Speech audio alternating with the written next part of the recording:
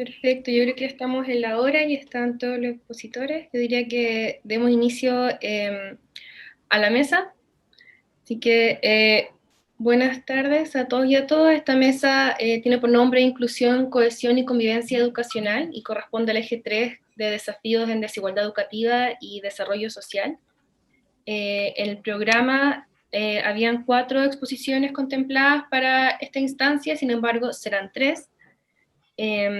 Ya que Manuela se excusó anticipadamente. Un poco la dinámica y el ordenamiento va a ser un poco así. Cada expositor tiene 20 minutos para poder hacer su ponencia y yo cuando quedan 5 minutos restantes les voy a avisar vía chat para que podamos ir más o menos adecuándonos con los tiempos. Las preguntas que tengan quienes estemos mirando podemos ir poniéndolas en el chat y al final de las 3 exposiciones va a haber un tiempo de comentarios y preguntas. También, no sé, bueno, quizás Paula lo puedes comentar tú misma también, pero públicamente también ya también te has excusado de que puede estar un tiempo, sí que esperemos que puedas alcanzar a estar a la discusión, sino también ya estás claramente excusada. Y bueno, les recuerdo que pueden ir dejando las preguntas en el chat. Vamos a partir entonces con Paula Luengo, que nos va a exponer, y una investigación en conjunto con Diego Palacio, Gloria Jiménez Moya y Cristian Berger, y la ponencia se llama Cohesión Social desde las aulas de clases, un análisis de redes sociales y selección por estatus socioeconómico y etnia. Así que Paula, si puedes compartir Sí, pantalla, vemos que todo ande bien. sí, muchas gracias Javiera, muchas gracias a COES por este espacio, por esta posibilidad de poder sí, compartir los hallazgos también de esta investigación que estamos desarrollando. Eh, Como decía Javiera, esta es una investigación conjunta en el contexto de dos Fondesit regular, junto con Diego Palacio de la Universidad de Groningen, Gloria Jiménez y Christian Berger, y que tiene como foco principal el análisis de cohesión social desde aulas de clase. Quisiera, sí, ya disculparme porque me voy a poder quedar hasta más o menos las 5:15 hoy día, tengo una situación imprevista personal, así es que los voy a acompañar hasta ese horario, pero bueno, muchas gracias desde ya por estar aquí, a todos los que se han interesado también de este tema. Bueno, vamos a presentar, entonces voy a presentarles ahora este estudio que estamos recién sacando del horno, por decirlo así, en el que hemos hecho un análisis de redes sociales interpersonales y la relación con selección por estatus socioeconómico y etnia. Bueno, no me voy a alargar mucho en esto porque creo que acá me parece que mm, intuyo, imagino que somos todos más o menos familiares, estamos todos familiarizados con el contexto local, con el contexto chileno, y con sus importantes fracturas en el campo de la convivencia social, que son también destacadas por este último reporte sobre la desigualdad en Chile, desarrollado por el PNUD, que justamente lo que lleva es lo que nos llevó, digamos, a poner el acento también en la relación entre desigualdad, democracia y trato entre las personas, ¿no? De alguna manera este es el escenario en el cual también se circunscribe la pregunta de investigación que hacemos, y por lo tanto esta necesidad de comprender de manera más profunda cuál es la relación que existe entre factores económicos más de naturaleza macroestructural y los niveles más micro sociales o interpersonales que tienen que ver con el desarrollo de la cohesión social, es decir, las dimensiones, por así decirlo, quizás más subjetivas de la cohesión social, lo que tiene que ver con el trato entre las personas, ¿no? Vamos a circunscribir la cohesión social en esta ecología, en este contexto, que son las aulas de clases, y concebirlas como un microcosmos, de alguna manera, que expresan, ¿no? Todas las dinámicas sociales que se manifiestan a un nivel mucho más amplio y más colectivo, ¿no? Pero que se encuentran fuertemente presentes y construyen la vida con la cual niños, niñas y adolescentes interactúan en estos ambientes tan significativos de su desarrollo humano como son las escuelas. Dentro de la aproximación al concepto de cohesión social, obviamente nosotros mirándola desde este micro nivel, la vamos a considerar obviamente como un concepto multidimensional, que tiene que ver con estas condiciones que deberían funcionar para mantener a una sociedad armonizada y de alguna manera unida, ¿no? Creo que hay muchas de estas cosas que nos resuenan de manera mucho más fuerte con los últimos hechos, eventos que estamos viviendo también como país, pero un foco que quisiera poner en esto es que la cohesión social desde su multidimensionalidad y sobre todo considerando en esta dimensión de cohesión social interpersonal, la dimensión más micro de la cohesión social, no se limita solo a las relaciones sociales, eh, eh, a los lazos comunitarios, a la armonía entre personas, individuos que interactúan en distintos grupos sociales, sino que también abarca el trato justo entre las personas que pertenecen a grupos socialmente desfavorecidos o minorías étnicas. Entonces, en la comprensión de este nivel de la cohesión social, vamos a poner también la mirada en esta característica. En el contexto escolar en particular, dentro digamos, de las dimensiones consideradas en la multidimensionalidad de este constructo, vamos a mirar en particular la percepción que tienen también los miembros acerca de su pertenencia al grupo y de qué manera esta percepción de pertenencia determina también la forma con la cual se eligen las amistades, interactúan los estudiantes y las estudiantes en este microcosmos que es el aula de clase. Y por lo tanto ponemos la atención de alguna manera en la confianza relacional entre los estudiantes, en el nivel de aceptación percibida de los compañeros de clase y en el nivel de selección, ¿no? Que también tienen los estudiantes cuando eligen con quién juntarse, con quién interactuar y a quién prefieren, ¿no? En términos de interacción y de dinámica relacional. Y aquí también quisiera, para poder presentarles más de lleno el estudio que vamos a presentar, hacer un punto de la relación entre comportamientos prosociales y cohesión social intergrupal. Cuando hablamos de comportamientos prosociales y miramos y hacemos este zoom en la cohesión social desde las aulas de clase, nos estamos situando en un factor que ha sido estudiado como un precursor de cohesión social intergrupal. Los comportamientos prosociales, es decir, todos aquellos comportamientos voluntarios destinados a beneficiar a otros, podrían mejorar las actitudes hacia personas de diferentes grupos sociales, aumentar los sentidos de pertenencia de una manera inclusiva y sobre todo favorecer una actitud de aceptación hacia grupos que están en situación de exclusión por su condición social o por ser pertenecientes a minorías de cualquier tipo, también étnicas. Sin embargo, hay una cosa que es interesante de notar. Algunos también ponen el punto de pregunta en esta relación, si bien en general los comportamientos prosociales son precursores o debiesen ser precursores de mayor cohesión social intergrupal, no siempre conducen a este reconocimiento mutuo, sobre todo en contextos de desigualdad. Pueden incluso mantener la exclusión social y reforzar las percepciones de diferencias de estatus entre quienes ayudan y quienes reciben, por ejemplo. Por eso la pregunta que colocamos en el centro acá es acerca de la relación entre comportamientos prosociales y cohesión, y lo hacemos a través de una investigación aplicada, ¿no? Que tiene que ver con este proyecto de intervención escolar que desarrollamos en escuelas de la región metropolitana, que se llama Procívico, Participación Prosocial y Cívica en Contextos Escolares, y que nos ha permitido este modelo teórico probarlo en contexto, digamos, escolar, y ver efectivamente si es posible, fomentando comportamientos prosociales, promover mayor cohesión social intergrupal. Es decir, es una investigación aplicada que parte, digamos, de esta intervención escolar. La ecuación, digamos, sería esta: más comportamientos prosociales, más participación cívica, produciría un efecto a largo plazo en la cohesión social en aulas de clase.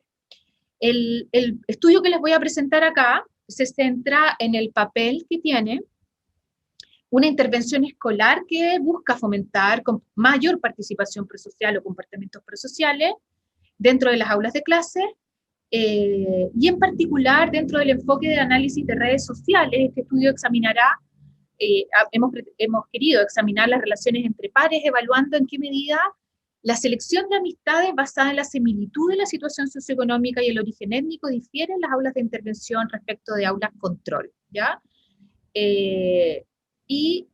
Las hipótesis que vamos a buscar examinar tienen que ver con, en comparación con las clases de control de esta experimentación, en las clases de intervención las amistades sean más diversas en términos de estatus socioeconómico, es decir, se genere una mayor diversificación de selección de amistades por estatus socioeconómico y étnico de los estudiantes, eh, y además esperamos que las amistades en las clases de intervención sean impulsadas por una tendencia de justamente buscar la amistad y la relación y la selección con compañeros de diferente nivel socioeconómico y origen étnico, ¿ya? Entonces ahí tenemos las 4 hipótesis, ¿no?, de nuestro estudio, y esto lo estudiamos controlando por los efectos estructurales de la red, son efectos de reciprocidad y transitividad, y los efectos individuales de género.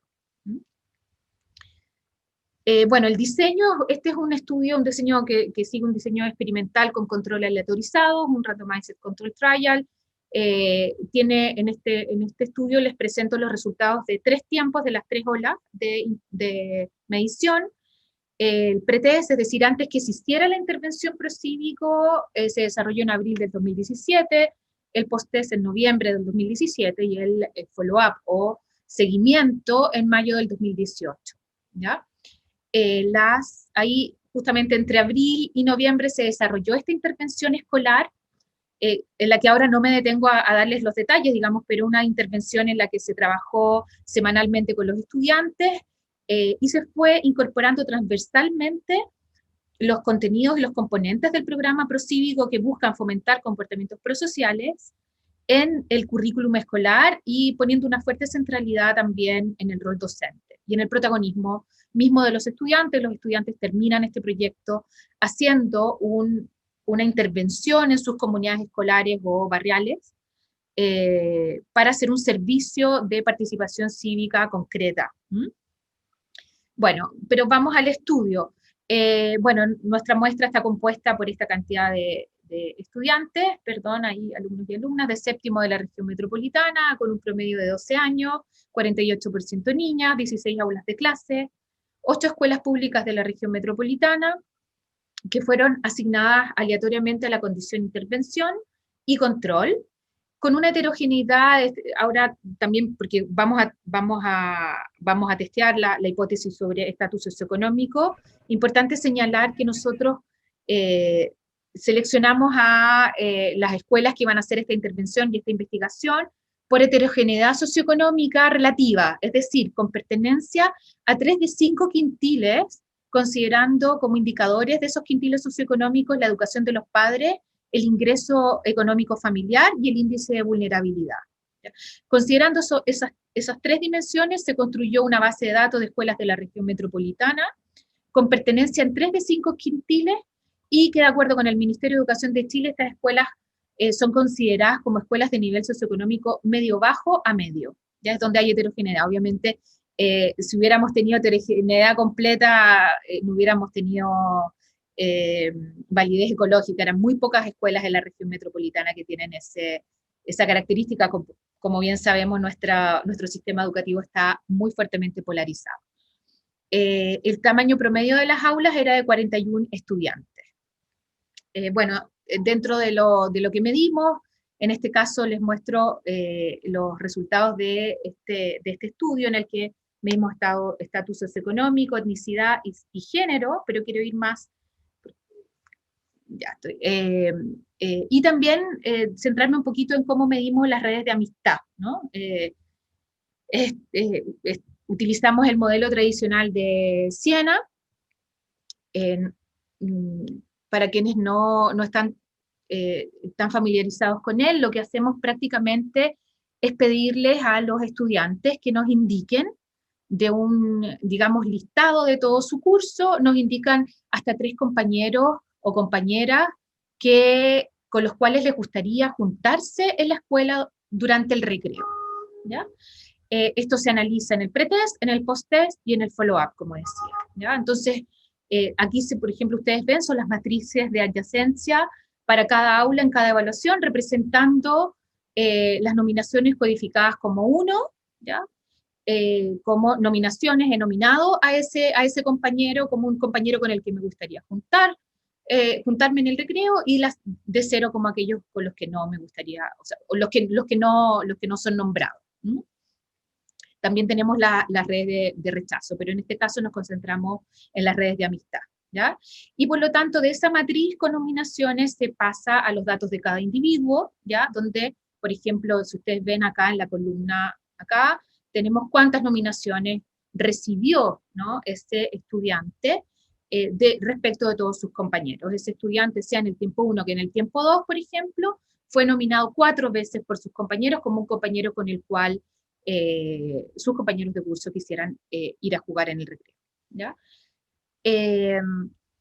Eso, no quiero detenerme tanto en el detalle metodológico, pero solo para darles una idea, ¿no?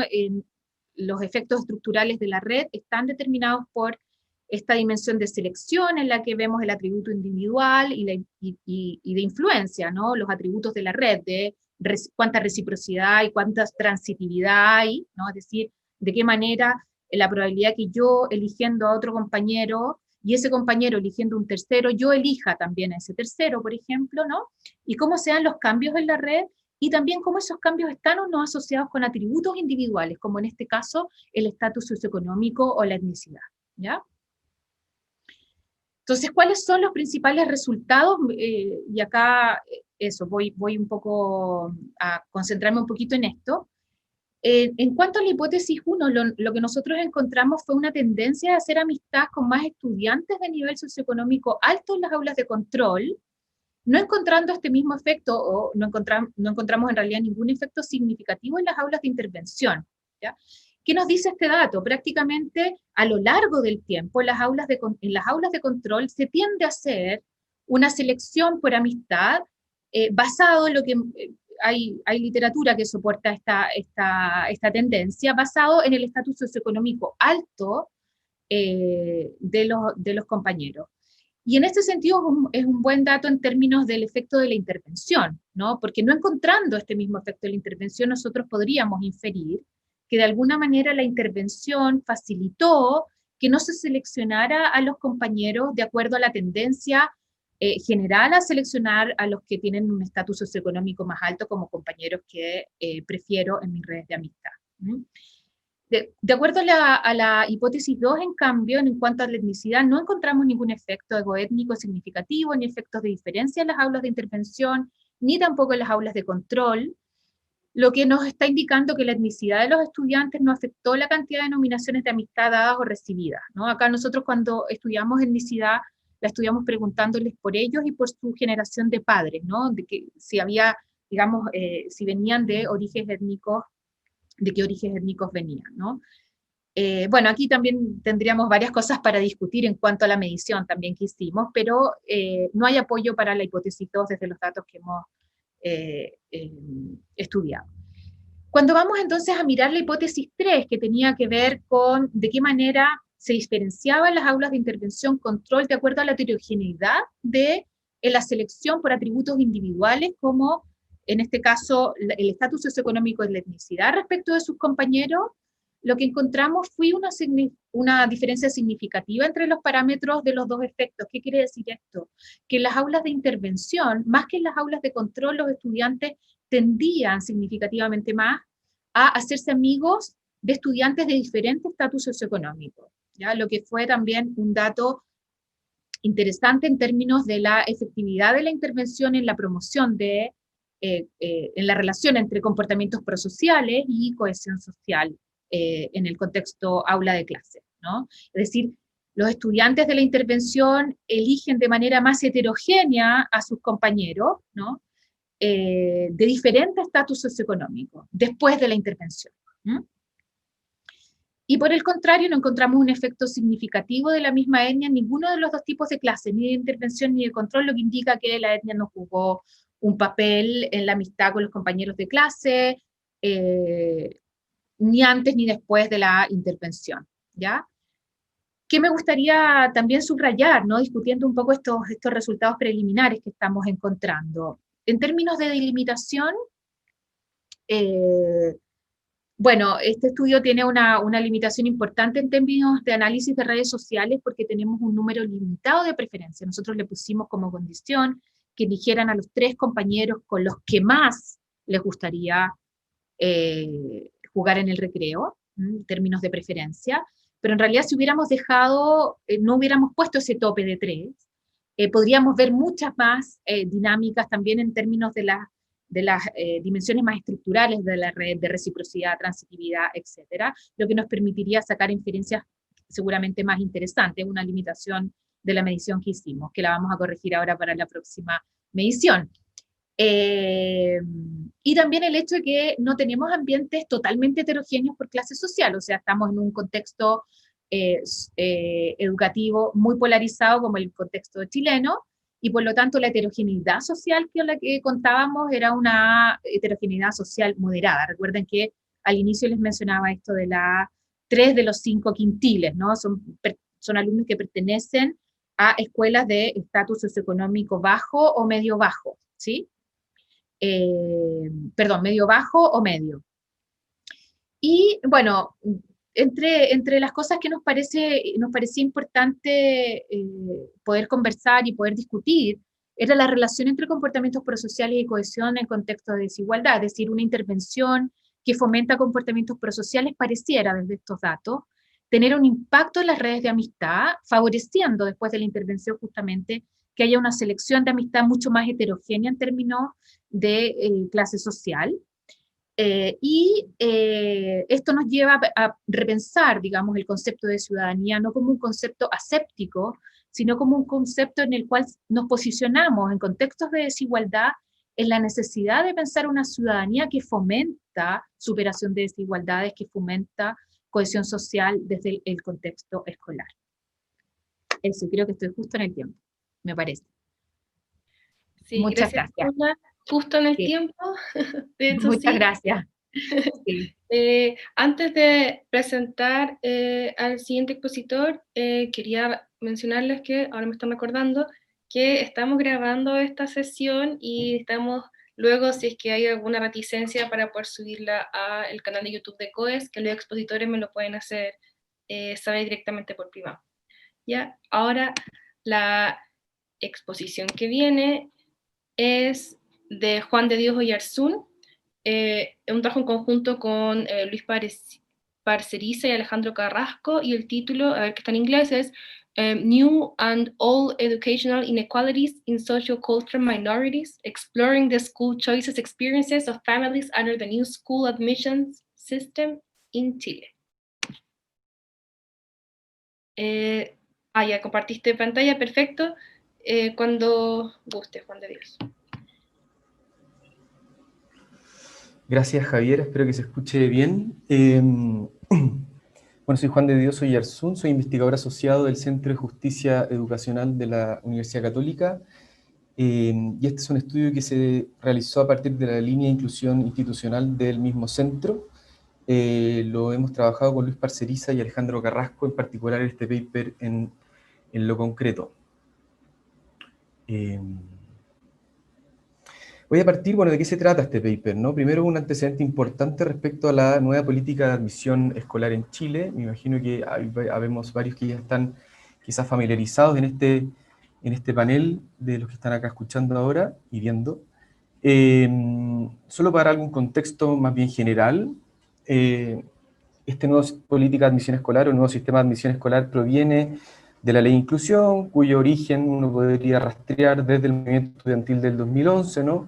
En contra de educación bajo lógicas de mercado y la educación como un derecho, y de ahí vienen estas grandes premisas, estas grandes, digamos, claims por el fin de la selección, el fin del copago y el fin del lucro en la educación escolar, que es justamente lo que consagra en el gobierno anterior de Michelle Bachelet en la ley de inclusión y queda así instituido, ¿no? Marco en negrita el fin de la selección en las escuelas porque es justamente la disposición de la ley que se materializa luego en el sistema de admisión escolar. Es importante decir que esta ley de inclusión reemplaza la anterior modalidad de admisión que era descentralizada y con criterios de acceso muchas veces arbitrarios, ¿no? Responde a una idea o un supuesto, y más bien también a mucha evidencia, de ciertos procesos de discriminación y selección en las escuelas que, claro, no daban cuenta o no se coincidían con una sociedad democrática, con una educación democrática, y por lo tanto era necesario generar un dispositivo o una medida o una política de admisión escolar que fuera equitativa, ¿no? Reconociendo, digamos, los graves problemas de segregación escolar que existen en nuestro país,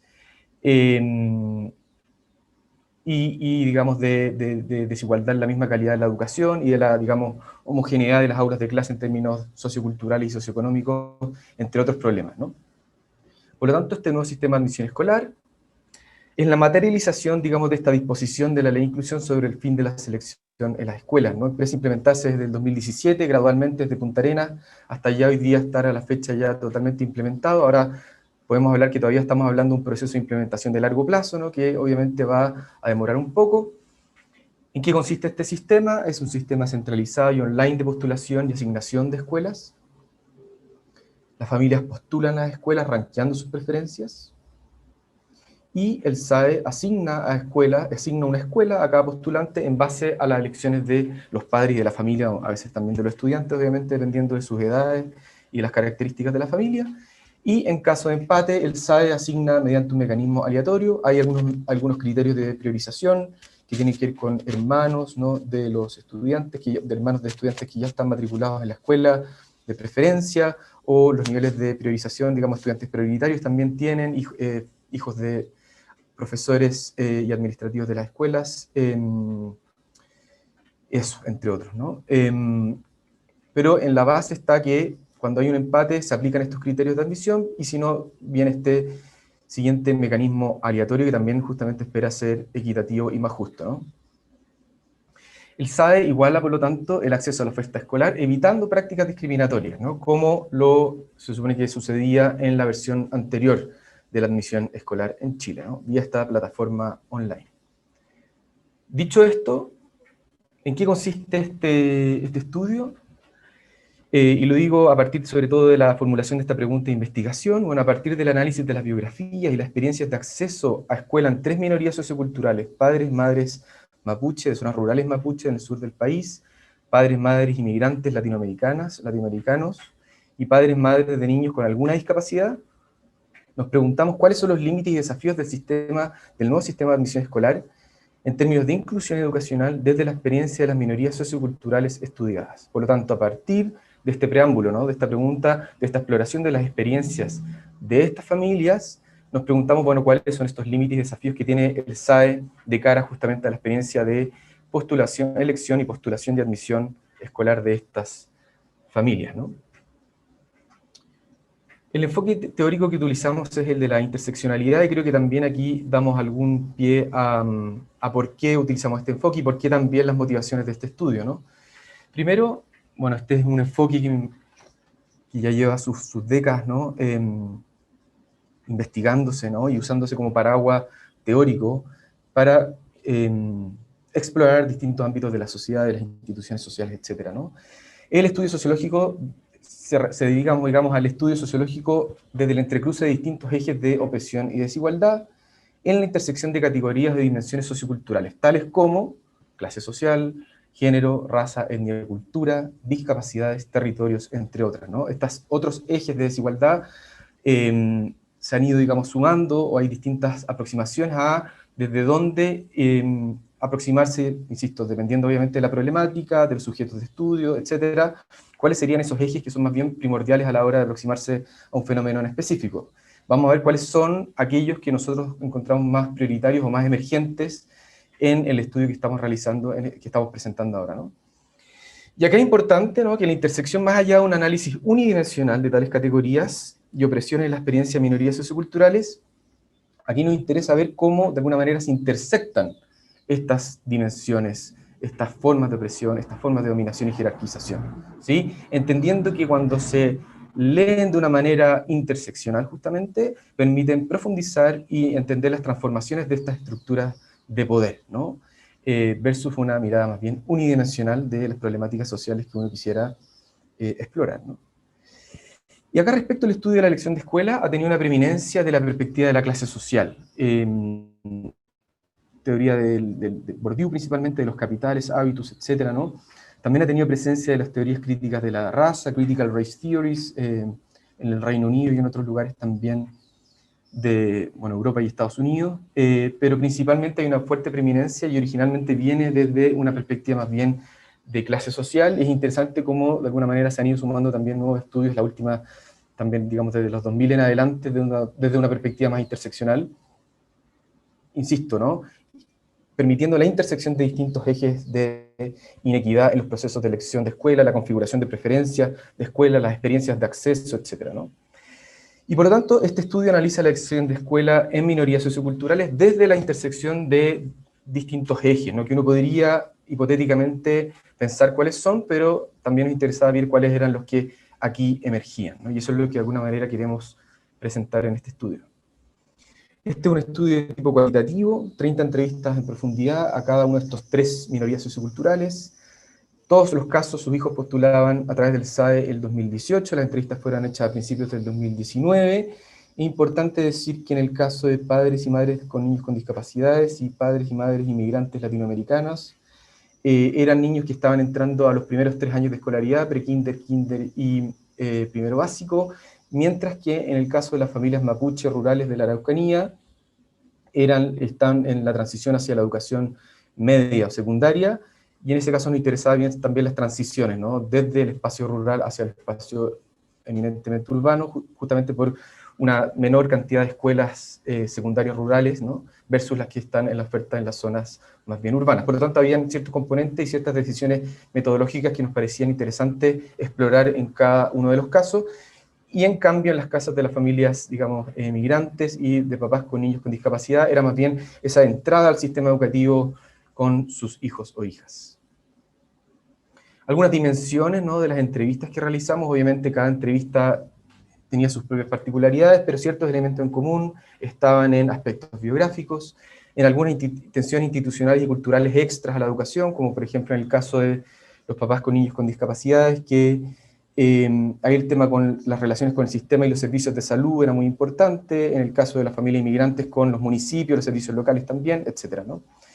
Nos interesan los itinerarios preeducativos de los mismos estudiantes, sobre todo, por ejemplo, el caso de Mapuche con la educación primaria, pero también preescolar, jardín infantil, primer año de educación en los otros 2 casos también.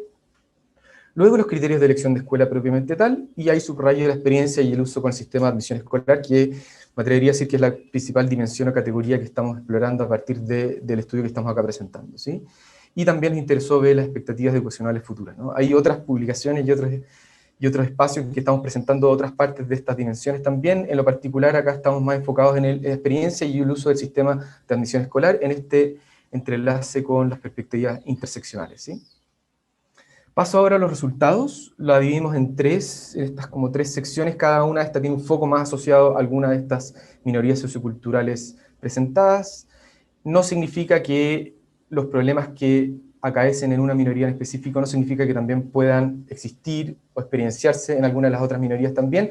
Acá son algunos de los acentos que nosotros quisimos hacer a partir de los resultados encontrados y los análisis realizados. Primero, la reproducción de inequidades, luego la producción de nuevas inequidades, siempre a partir del sistema de admisión escolar, o sea, la reproducción de inequidades a partir, o digamos, a pesar o conjunto al sistema de admisión escolar, la producción de inequidades a partir del nuevo sistema de educación, de admisión escolar, y la interrupción de inequidades también por medio de o en conjunto a o explicado por el nuevo sistema de admisión escolar. Partimos entonces con la reproducción de las inequidades, y acá el foco está más bien puesto en la segregación escolar en familias mapuche rurales, ¿no? Primero, decir que hay nuevas ventajas prácticas, ¿no? O sea, el hecho de la ruralidad ya pone un gran cambio importante a la hora de ir a postular. Antes había que ir a las escuelas de manera presencial, suponía invertir una serie de recursos, tiempos, viajes, que hoy día ya no es necesario hacer, y las familias lo reconocían como un elemento positivo, ¿no? A nivel sobre todo práctico. en este nuevo sistema de admisión escolar. Y por lo tanto, ahí se genera una suerte de equidad territorial, ¿no? En esa intersección particular con el tema del territorio. Ahora bien, se evidencia también una brecha digital, sobre todo en las familias entrevistadas, ¿no? Voy a leer algunas citas que creo que nos pueden ayudar a ilustrar lo que estoy tratando de decir a nivel de análisis, ¿no? Obviamente todas las citas están, o sea, todas las familias que están aquí mencionadas son a través de seudónimos. Dice esta familia, más o menos, ¿no? Respecto a cuánto entendieron o qué les parecía o cómo fue el uso del sistema de admisión escolar. Porque yo no entendí mucho, porque con la gente del campo más o menos se complican esas cuestiones, el sistema, no se entiende nada.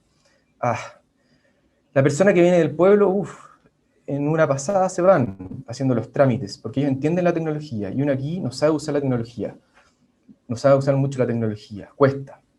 Y aquí también esto se suma a problemas, por ejemplo, de conectividad, ya sea por la señal Wi-Fi, ya sea por los dispositivos disponibles para la familia, y por lo tanto se hacía que esta nueva plataforma, con todas sus facilidades, también suponía otro tipo de desafíos a nivel, insisto, digital, y ahí vivimos un problema de una brecha digital que nos parecía interesante, donde obviamente se entrecruzan temas de capital cultural que uno podría asociar más bien a clase social, por ejemplo, ¿no? Y aquí también importante, hay una conciencia de las familias de una reproducción de esa segregación, ¿no?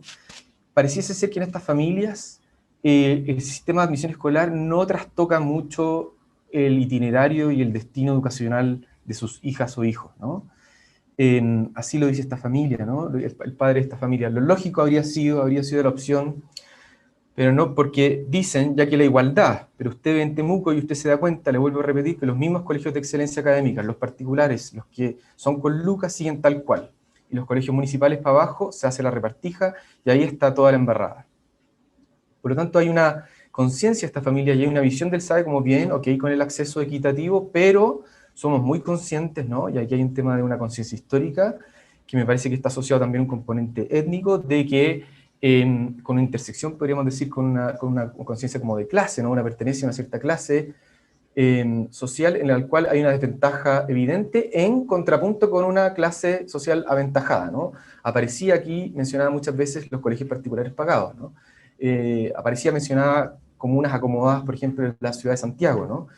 Como aquellos que no tenían que vivir los efectos, ¿no? O este sistema la verdad es que no los tocaba, y el destino educacional de ellos, independiente de un acceso imparcial que era bien recibido, no cambiaba la estructura de sus oportunidades, ¿no? Y eso de alguna manera era algo interesante, ¿no? El sistema no tenía una relevancia, podríamos decir, socioeducativa, histórica en estas familias específicas, ¿no? Paso ahora al siguiente grupo, ¿no? La producción de inequidades, las tensiones afectivas en padres con niños con discapacidad. Primero, aquí es interesante, creo, la ambivalencia de la valoración de la imparcialidad del SAE, ¿no? O sea, es un mecanismo imparcial que no considera los atributos de ningún tipo en los niños o niñas ni en las familias, ¿no? ¿Y por qué está esta ambivalencia? Porque por un lado, como dice Daniela, nuevamente un seudónimo, entonces el tema de la integración, de integrar, la pregunta es, bueno, ¿por qué este sistema y qué te parece este sistema, no? Entonces el tema de la integración, de integrar a ver todos por igual, ¿cierto? El tema de la inclusión también, de incluir a los extranjeros también. Entonces, claro, es la diferencia. Tú antes, ¿no? Veías al niño, veías la prueba, decidían si sí o si no. Ahora, en cambio, con el SAE, no te ven, claro. Tienen tus datos, pero no van a ver al niño ni cómo en tu familia, ni a tu familia, ¿no? Por lo tanto, hay en algunas familias, ¿no? Que son más bien minoritarias, un reconocimiento a que un poco yo me atrevería a decir que eran de las hipótesis iniciales con este grupo particular, que ya no era necesario ir con su hijo o hija que podía tener algún tipo de problema, alguna discapacidad, y eso suponía, por ejemplo, someterse a algunos prejuicios o discriminaciones o alguna resistencia por parte de las escuelas a nivel presencial, y ahora el sistema de admisión escolar permitía un acceso igualitario imparcial, ¿no? Ciego, podríamos decir, ¿no? Que invisibiliza los cuerpos, ¿no? Y eso podía ser bien recibido. Finalmente, dejar de tener que peregrinar por un cupo, ¿no? Y en algunos casos, en estos padres aparece esa retórica también. Pero en otros padres también hay una necesidad de un reconocimiento, eso es interesante, ¿no? Aquí Laura dice, eso de creer que todos son iguales, la verdad es que no nos sirve que todos seamos iguales, que todos son iguales.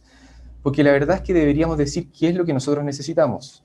Ellos nos están ofreciendo un colegio que tiene un montón de cosas que le pueden servir a los niños.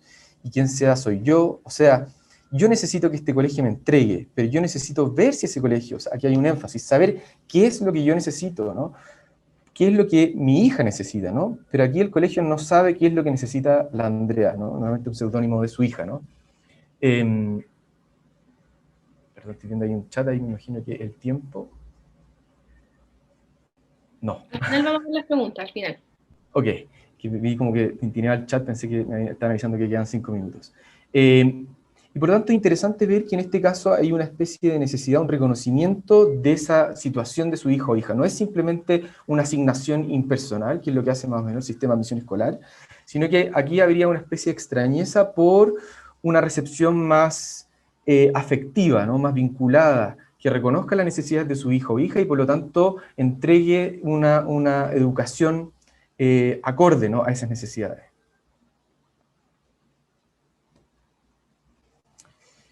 Y finalmente suelo decir que esto es una especie de punto aparte, sobre todo para intersectar con el tema de clase social. Hay algunas redes, sobre todo en padres más de clase media, dentro de los entrevistados, que pueden perder su eficacia. Esto es lo que pasaba, por ejemplo, con padres con niños con síndrome de Down, que había toda una red en la región entre Valparaíso y Viña, de, digamos, de soportes, de datos, ¿no? Incluso también probablemente de influencia respecto al acceso a ciertas escuelas, y eso obviamente esa red hoy día perdía cierta prevalencia con el nuevo sistema de admisión escolar, que ya no consideraba, insisto, esas redes en gran parte, ¿no? Y luego la interrupción de inequidades, que tiene que ver más bien con las familias latinoamericanas inmigrantes o la moderación de la discriminación en su caso. Primero, esto obviamente se sucede también por la historicidad de cada una de las familias, ¿no? Ya la vimos en el caso de las familias mapuche, también eso también sucede en el caso de las familias con niños con discapacidad, pero también en las familias inmigrantes, ¿no? Acá el caso de Mila Perú, que cuenta, ¿no? El caso de su hijo que sufría bullying, ¿no? Perdón, su hija que sufría bullying por temas principalmente raciales, ¿no? En la escuela previa, en el jardín previo en el que ella estaba, ¿no? Y eso es algo que marcó su proceso de admisión escolar y de elección escolar en lo que viene, digamos, en el proceso de admisión actual, o el que fue en su momento en el 2018, ¿no? Por lo tanto, hay una conciencia del racismo y el clasismo en la sociedad y espacio escolar chileno. Será también muy patente en una familia, sobre todo cuando hacían una comparación con sus países de origen, la admisión escolar en sus países de origen, que ellos veían un fuerte clasismo, sobre todo de parte de las otras familias que ellos conocían, como ellas conocían familias que estaban muy preocupadas por dónde iba a ser asignada su hija o hija, y resulta que para ellos eso les parecía extraño, ¿no? Como si hubiera un peligro de dónde fuera a ser asignado, ¿no? Y por lo tanto el SAI interrumpe esta amenaza, ¿no? La amenaza anterior de la discriminación racial, a eso me estoy refiriendo, al menos en el espacio del acceso escolar. Lo que sucede después obviamente puede ser otra historia, pero al menos en el proceso de admisión hay una interrupción de esa amenaza, ¿no? Me parece fue interesante, dice Juana de Venezuela, pues eso crea más inclusión. No es discriminatorio porque así no sabes si de qué religión, raza o sexo eres, simplemente te dieron la oportunidad y listo, y también pienso que, o sea, es mayor el acceso. Paso un poco más rápido porque ya estamos a pocos minutos de terminar, ¿no? Respecto a la discusión, acá hay una esfera, tomo cada uno de los 3 puntos de las 3 hallazgos, ¿no? Referente a cada una de estas familias, ¿no? Cierta esfera estructural de inequidad que prevalece el caso de las familias mapuche ante una arquitectura sistema educacional que todavía está intacta en el caso chileno, ¿no? Y aquí hay una intersección, nos atrevemos a decir, de orden étnico, territorial y clase, que tiene una desventaja, perdón, en términos también de las brechas digitales. En la esfera cultural de las inequidades en las familias inmigrantes se salvaguarda un principio de equidad y no discriminación primordial. Y aquí la intersección previa de cultura, racialización, clase social, podríamos decir también, en los procesos de acceso a la escuela se invisibiliza. Ahora ya no está ese riesgo y ese peligro, como dijimos en la lámina anterior, ¿no? Y finalmente nos parece aquí interesante la esfera afectiva de las inequidades, ¿no?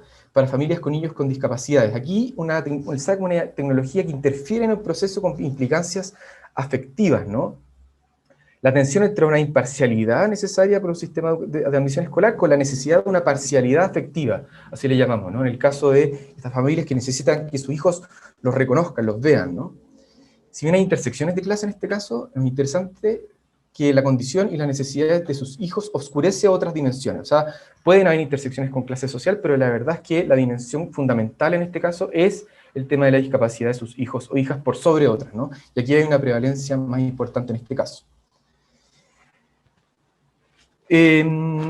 si bien obviamente hay particularidades, aquí un tema más sobre la teoría utilizada, hay particularidades en cada caso y podríamos hacer comunalidades. Siempre creo que nos parece interesante entender y comprender que la lectura sociológica de la interseccionalidad no es estática, sino que es fluida y siempre contextualizada. Y ese es el caso, por ejemplo, que uno podría hablar de temas étnicos o dimensiones étnicas raciales, en el caso de mapuches, inmigrantes estudiados, pero claramente la cultura y historicidad producen diferencias súper importantes, ¿no? No es lo mismo en cada caso y por eso creemos que hay un valor en hacer un doble clic, en introducirnos en estas experiencias y biografías que marcan claramente una diferencia, como en el caso de las familias con un niño con discapacidad, donde un eje, digamos, de desigualdad aparece tener más prevalencia respecto de otros, ¿no? Termino con esta lámina, ¿no?, respecto a los desafíos para la política y también respondiendo un poco a la pregunta original de esta presentación, ¿no?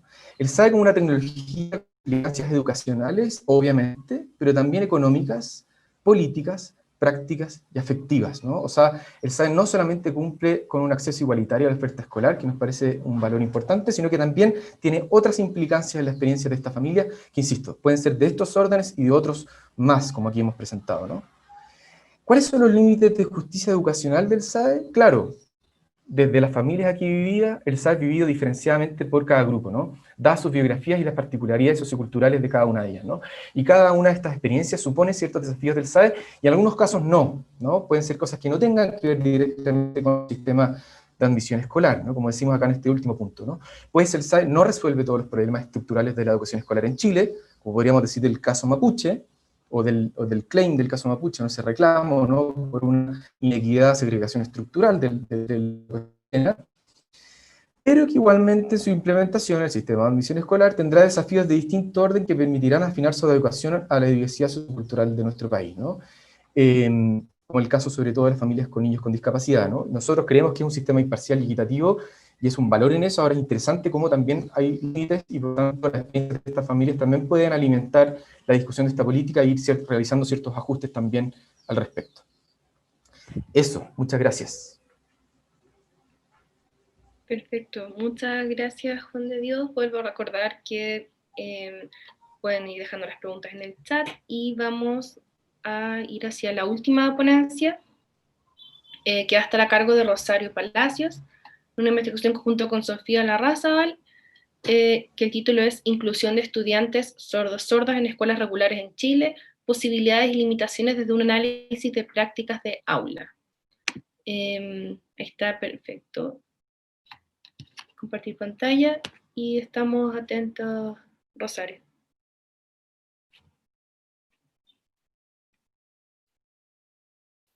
No te estamos escuchando si es que estás hablando, no sé si puede ser que tengas el micrófono inhabilitado.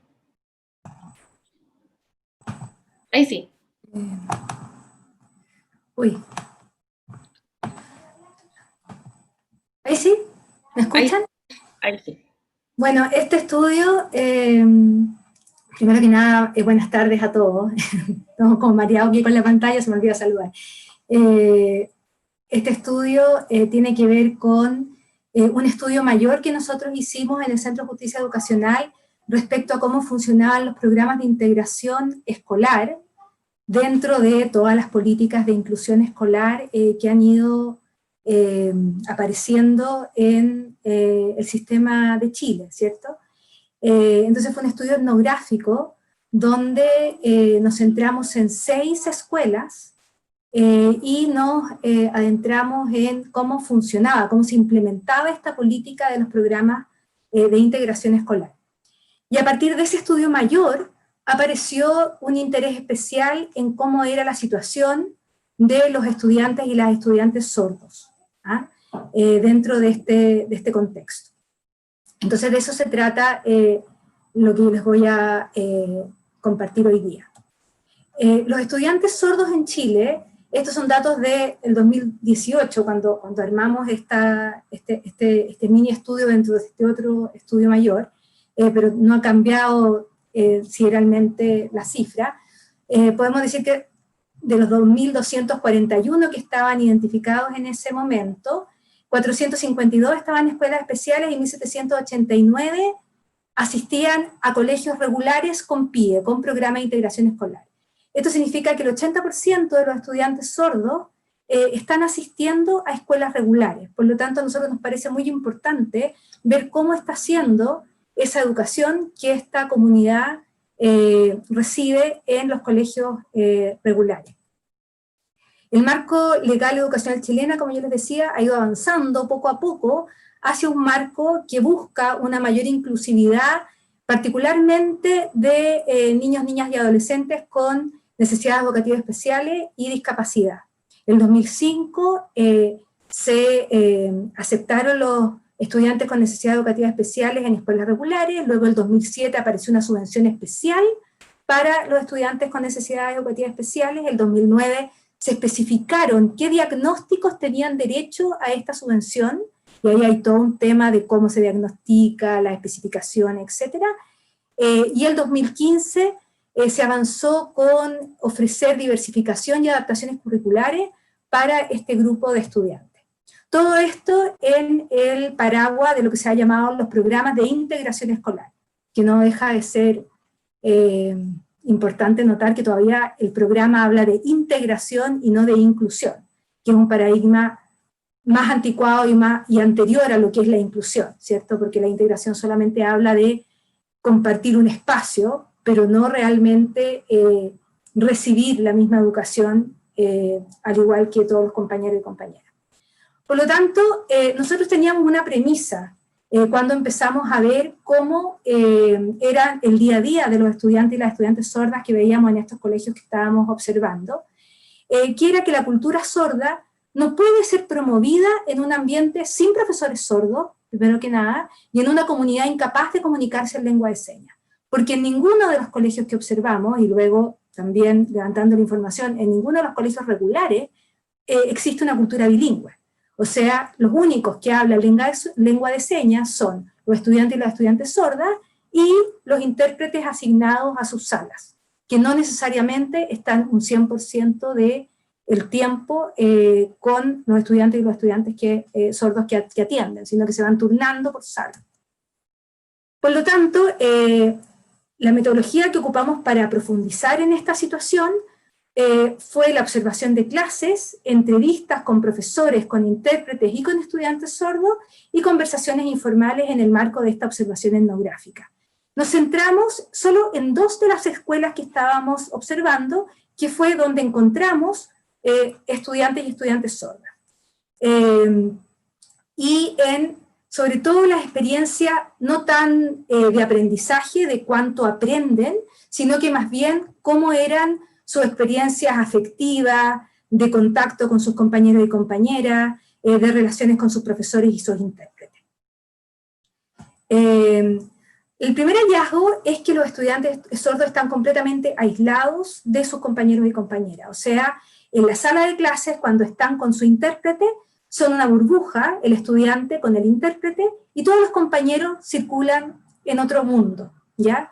Esto se replica en el recreo, donde el estudiante sordo busca a un adulto que hable lengua de señas, que puede ser el intérprete o muchas veces las profesoras diferenciales. Los estudiantes compañeros hablan 0 lengua de señas, hacen algunas mímicas, si es que tienen algún tipo de empatía con el estudiante en particular, pero básicamente el estudiante sordo está solo en la escuela regular.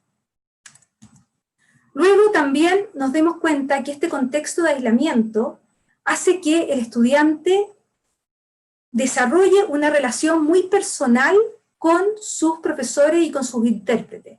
Por lo tanto, pierde muchísima autonomía, tiene una dependencia afectiva del intérprete. Y esto tiene consecuencias no solamente en el estudiante sordo, sino que también una carga para los intérpretes y para los profesores. O sea, en las conversaciones, en las entrevistas que nosotros teníamos, nos contaron que los estudiantes sordos dependían completamente de los intérpretes, los mandaban WhatsApp a cualquier hora, se volvían realmente muy nerviosos si es que había alguna clase donde el intérprete que supuestamente iba a ir a esa clase no asistía, etcétera, etcétera. Y esto es porque viven en un contexto completamente aislado, entonces se sienten muy solos en un colegio donde no tienen con quién compartir. Yo les voy a ir compartiendo algunas de las notas de campo de la investigación.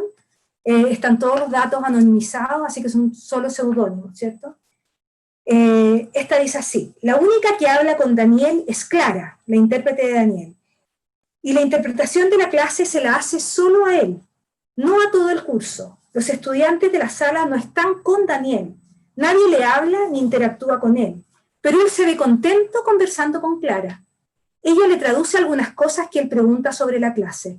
La actitud de Daniel, pese a la indiferencia de sus compañeros, es hacia el resto. Está abierto hacia lo que tiene a su alrededor. Sigue con su mirada los movimientos de la profesora y de sus compañeros. Se ríe y hace gestos hacia los demás. O sea, además de que están solos, también hay no es equilibrado, un desequilibrio entre el interés del estudiante sordo por comunicarse con su entorno y el interés de toda esta comunidad oyente que básicamente ignora al estudiante sordo.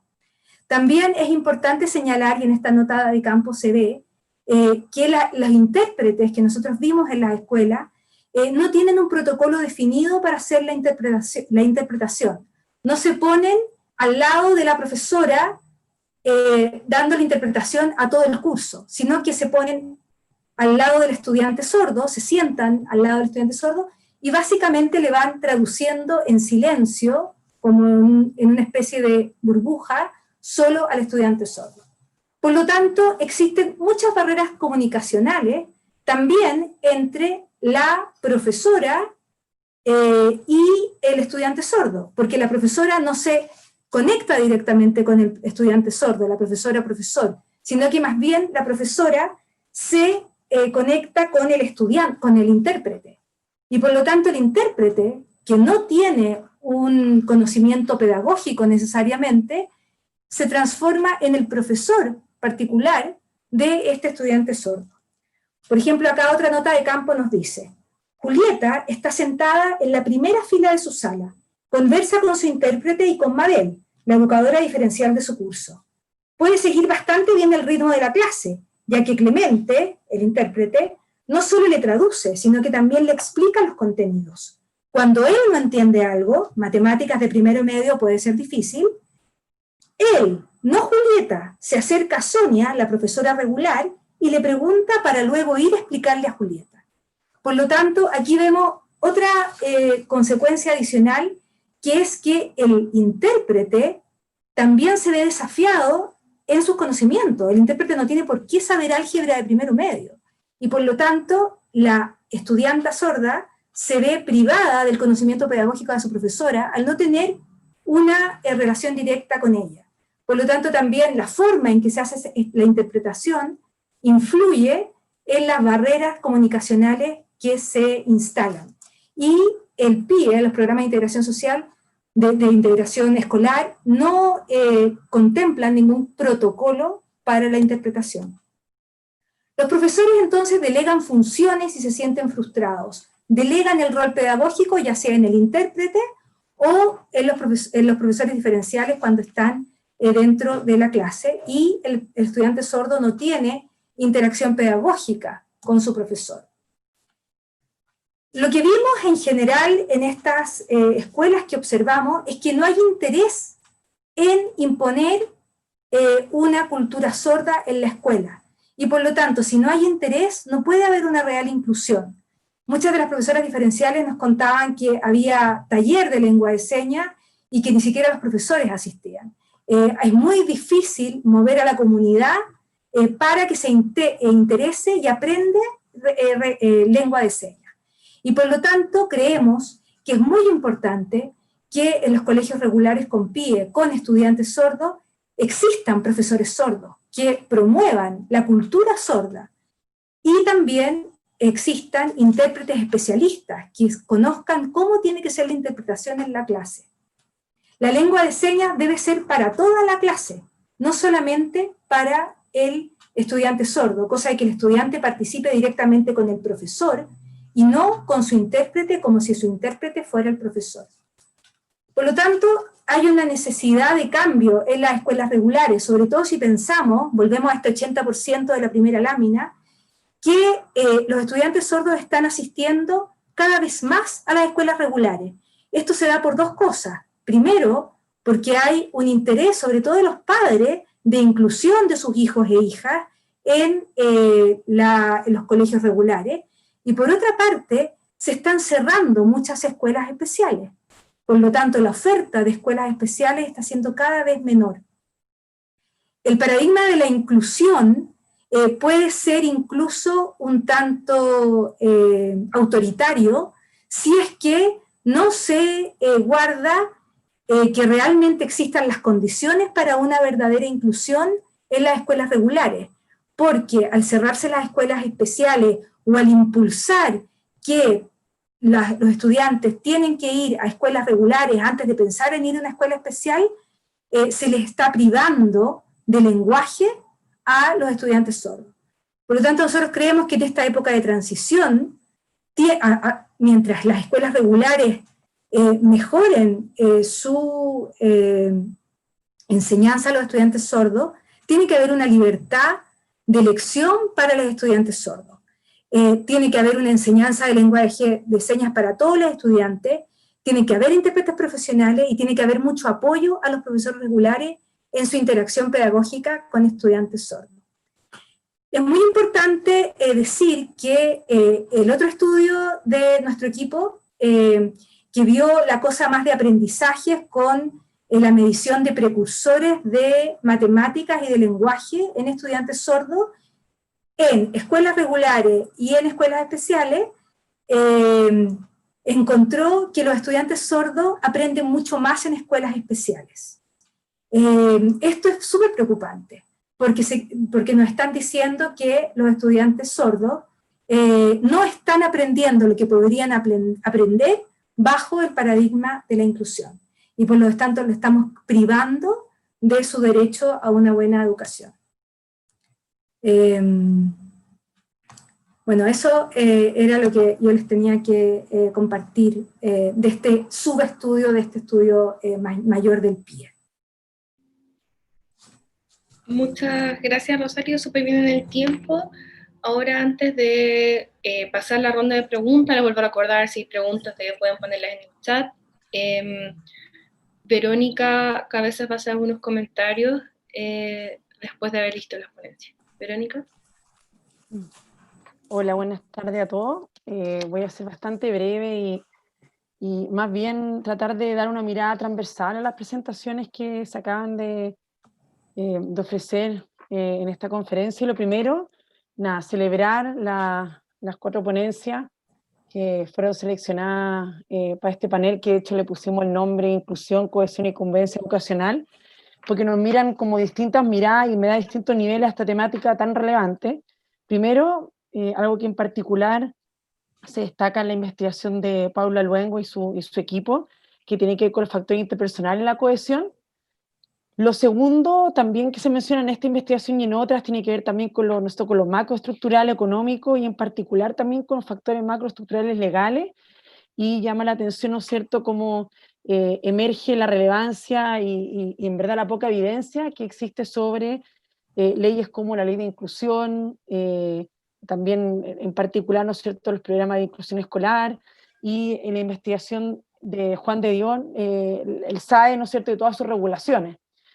Entonces eso un poco como distintos enfoques, distintas miradas. Y lo segundo, que bueno, son todas investigaciones en general de metodologías cualitativas, pero sin duda que están como en la frontera, muchas de ellas en términos metodológicos. Hay investigación, ¿no es cierto?, con etnografía, que Rosario nos acaba de presentar. Me encantaría poder ver más de la investigación, ¿no es cierto?, nos acaba de presentar solamente pequeño, ¿no es cierto?, atisbo de los resultados, pero tremendo trabajo etnográfico en 2 colegios regulares que tienen estos programas de inclusión, pero también encontramos investigación quizás más clásica, cualitativa, de entrevistas. No me acuerdo exactamente el número de entrevistas realizadas por Juan de Dios y su equipo, pero se nota una tremenda profundidad, y también aparecen elementos más, o los estudios de caso también, pero aparecen metodologías un poco más también de fronteras, como este estudio de Paula de redes sociales longitudinales, que sin duda es algo que tenemos que tener, aprender, ¿no es cierto?, este tipo de metodología, y por qué no también poder elaborarlas para estudios futuros.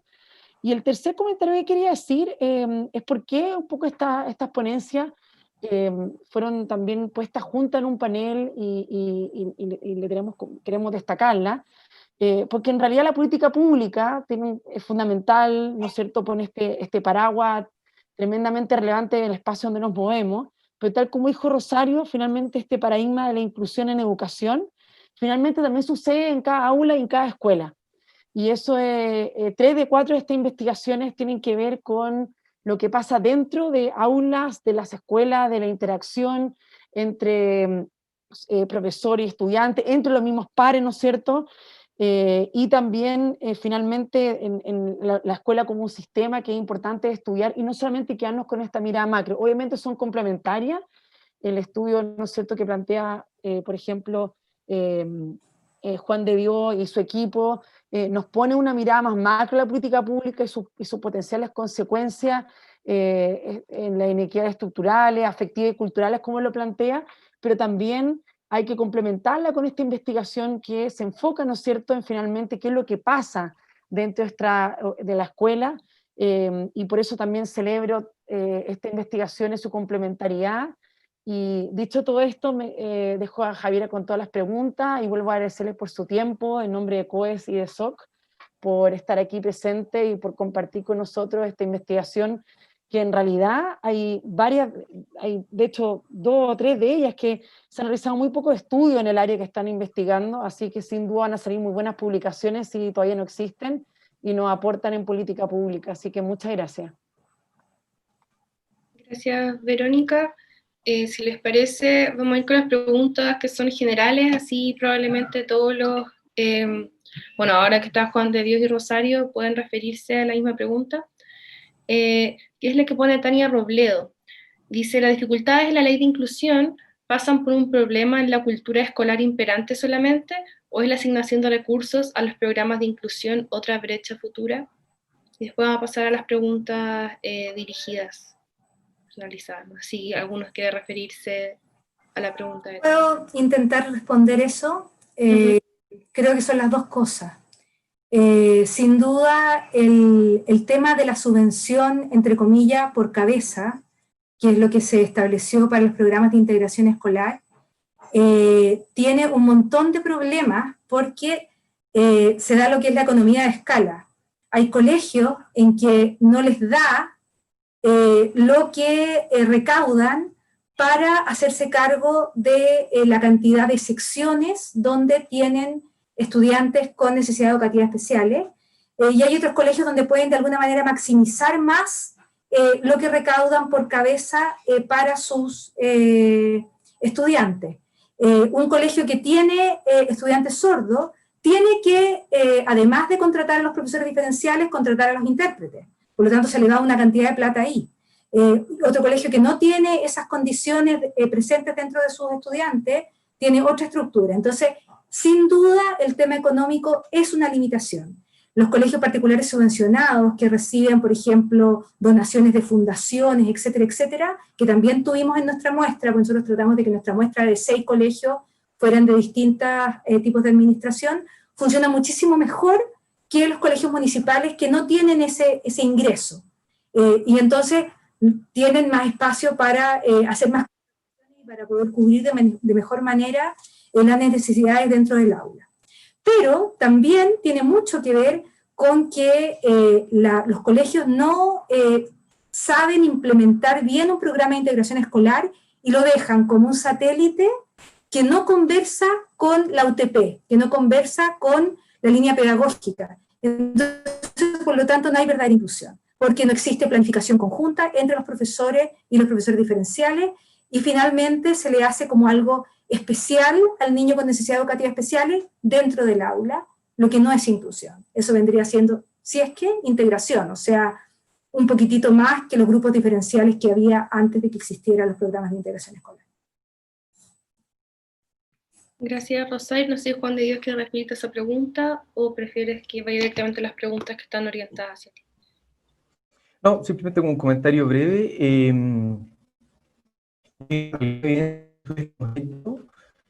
Muestran que claro, la inclusión, podríamos decir así, todavía, bueno, es incipiente, ¿cierto? O sea, en el fondo, la mayor diversificación de las composiciones de matrícula, digamos, de estudiantes en los colegios todavía es incipiente después de la implementación del SAE.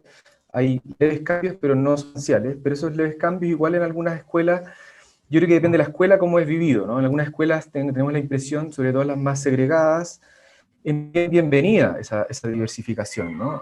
No significa una amenaza importante, ¿no? Dentro de su quehacer educacional. Dentro de algunas escuelas más segregadas, digamos, de tipo medio alto, por ejemplo, esa diversificación, esa inclusión es más bien amenazante en muchos casos, ¿no? Y cuando hablo de diversidad, hablo de todo tipo, ¿no? Cultural, de temas de necesidades educativas especiales y otras, ¿no? Y muchas de esas escuelas, lo digo por otros estudios que hemos hecho también, más allá de lo que acabo de presentar, muestran como un problema, bueno, como estamos obligados a ser inclusivos, pero sin tener todas las herramientas para hacerlo, ¿no? Pero creo que es importante hacer esa distinción de estrato, de dependencia, digamos, del lugar donde están ubicadas estas escuelas y a qué estudiantes han recibido históricamente. Gracias. Hay otra par de preguntas que están dirigidas a Juan de Dios. Luego de eso, como tenemos un poco de tiempo y si es que quisiesen los asistentes, podría también un momento como de últimos comentarios o preguntas también, si quisieran intervenir como mediante el chat también puede ser. Son dos preguntas. La primera es, ¿pudiste constatar en tu investigación algún discurso definido que haya planteado una concepción de inclusión distinta a la asumida por el SAE? Una idea de aleatoriedad como garantía de equidad de la admisión, por ejemplo. Y la segunda es, ¿manifestó alguna de las minorías socioculturales estudiadas sentirse perjudicada por el SAE debido a los cambios que ha traído la composición del alumnado? Por ejemplo, sentir que entran estudiantes y familias considerados indeseables. Gracias por la pregunta, es muy interesante. La primera, sobre el tema de un discurso de inclusión distinto. Claro, el tema de la... claro, nosotros tenemos un poco la tesis, o partimos un poco este estudio de las minorías socioculturales bajo el supuesto de que es un sistema que se hace cargo de la segregación, sobre todo a nivel socioeconómico, que es la sustancial, digamos, la más conocida, investigada y evidenciada en el sistema educacional chileno. Y por lo tanto, la pregunta, bueno, ¿qué pasa entonces con ciertas segregaciones o discriminaciones o desigualdades de tipo más bien sociocultural que no necesariamente están en la base de la formulación de esta política, ¿no? Y lo que nos encontramos ahí, claro, no es necesariamente, yo me atrevería a decir, una visión de inclusión distinta, un curso de inclusión distinto, que yo creo que tiene que ver más bien con una justicia más bien redistributiva, la que está hoy día como subyacente al sistema de admisión escolar, ¿no? Tendría que ver un poco con lo que dijimos respecto a las familias con niños con discapacidad, que tendría que ver una especie de suerte de inclusión vía reconocimiento o justicia del reconocimiento, ¿no? Que no basta, digamos, la visión de la igualdad o de la equidad para responder a las necesidades, problemas, incluso las segregaciones, digamos, ¿no? O problemáticas que pueden tener algún tipo de grupo sociocultural específico, como este en particular. Entonces, yo no me atrevería a decir que hay un problema respecto o una formulación de una inclusión muy articulada, pero sí creo que es posible hacer un análisis y una lectura desde ahí, ¿no? No sé si el tema de la aleatoriedad está en esta pregunta, lo de abajo, Javiera, porque había mencionado la aleatoriedad, creo que en esta misma, en la primera, ¿no? Sí, la primera. Sí, no, respecto a la aleatoriedad, yo creo que más allá del sistema aleatorio había más bien una desconfianza, como que alguien está eligiendo por uno, muchas veces, como que hay una mano que está eligiendo por mí, más que un mecanismo como aleatorio, como si fuera algo criticado propiamente tal. O sea, yo creo que todavía hay un tema de legitimidad de la política, como que yo creo que la cultura también del pituto, muchas veces la cultura del contacto, como de que alguien está decidiendo esto, otras influencias a las cuales yo no tengo acceso todavía pueden estar un poco presentes, pero no como el mecanismo aleatorio propiamente tal. De repente, obviamente, estoy hablando solamente de estas familias que estamos entrevistando ahora, ¿no? Estas tres minorías, ¿no? Porque sí hay una queja en otro estudio que hicimos sobre familias, digamos que no tenían estas particularidades, sino que más bien transversal, en un punto de vista de clase social, donde sí había un tema con esto como esto de la aleatoriedad, no la aleatoriedad, sino que esta mal llamada tómbola, había un tema con eso, pero también una desconfianza, también insisto, a dar este mecanismo como que no fuera efectivamente tan aleatorio como dice ser. Hay más bien una desconfianza y demás. Y el tema de la queja por el SAE, y me tomo de lo último que dije, en este otro estudio que mencionó, eso sí estaba subyacente. Antes estaba Macarena Hernández acá, dentro de las personas que están en esta sesión, donde hicimos un estudio respecto a eso, y sí, o sea, hay una queja, sobre todo vista como una amenaza, respecto a esta posibilidad de ser asignado a una escuela de estudiantes poco deseados o no deseados por una por una familia, ¿no? Y por lo tanto esta amenaza de la mezcla, de la diversidad dentro de la escuela está muy presente en esa familia en particular.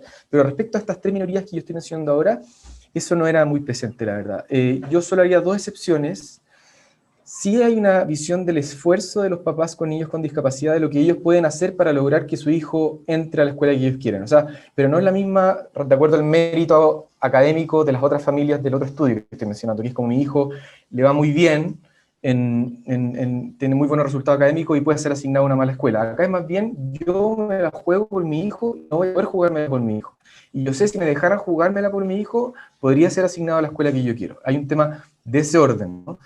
Y en algunas familias, muy pocas, sobre todo una específicamente, me acuerdo, peruana, que ya llevaba más de 10 años en Chile, pero ya había una especie como de racialización muy fuerte, una suerte de chilenización, no sé cómo llamarle, muy fuerte. Ahí había un componente de clase, podríamos decir, como ya una especie de habituación de un sistema súper segregado y clasista, y por lo tanto había una especie de temor, ¿dónde irá a quedar mi hija en este sistema? Pero en general, el resto de las familias que eran más recién llegadas, a Valparaíso en este caso no estaba este temor. O sea, había un temor del bullying, del maltrato, pero no asociado necesariamente a escuelas con estudiantes indeseables o no.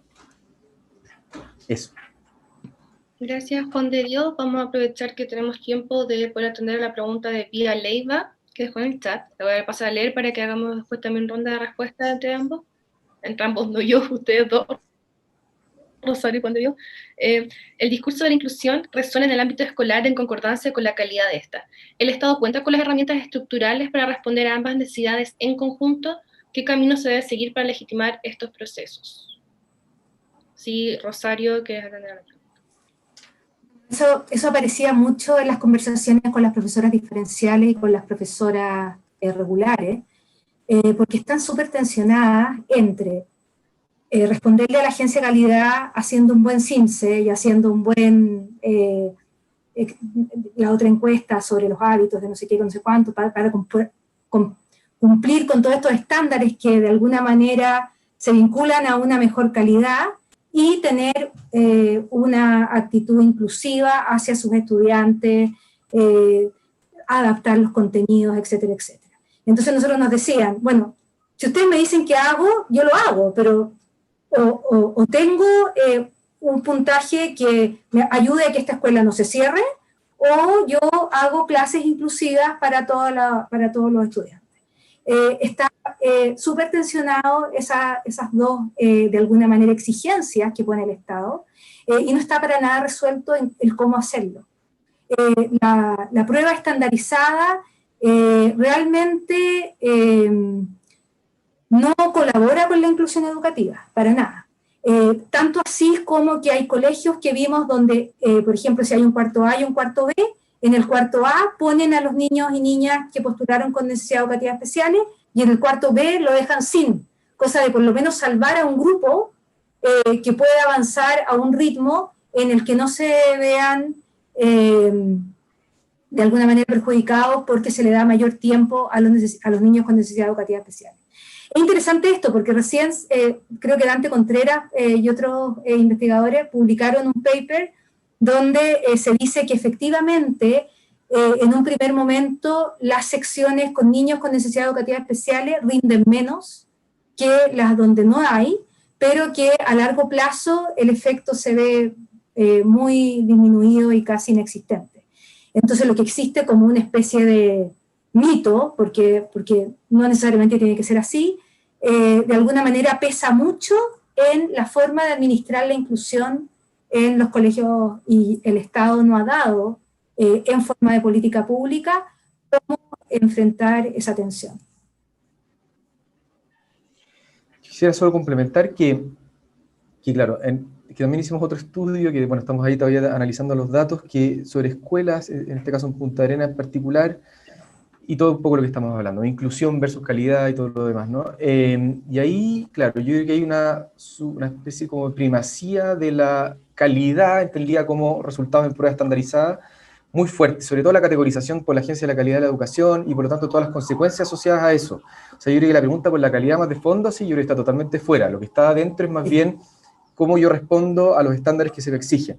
Y ahí el tema de la diversidad e inclusión, por ejemplo, en escuelas que venían en aumentos sostenidos en sus resultados, se ve amenazada. O sea, y también había una impresión súper general, yo creo que no sé si tiene mucho ahí, como ahínco, digamos, o base empírica, en que les habían entrado más niños con necesidades educativas especiales.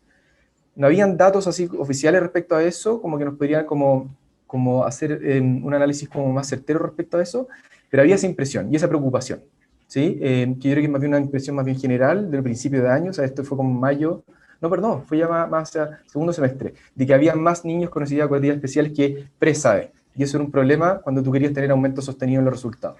Pero había otra escuela que venía con problemas graves, ¿no?, en la categorización deficiente de manera permanente, y que ahora habían llegado una ola de familias venezolanas, sobre todo, en Punta Arenas, y muchas de ellas habían entrado a ese colegio y están aumentando los resultados.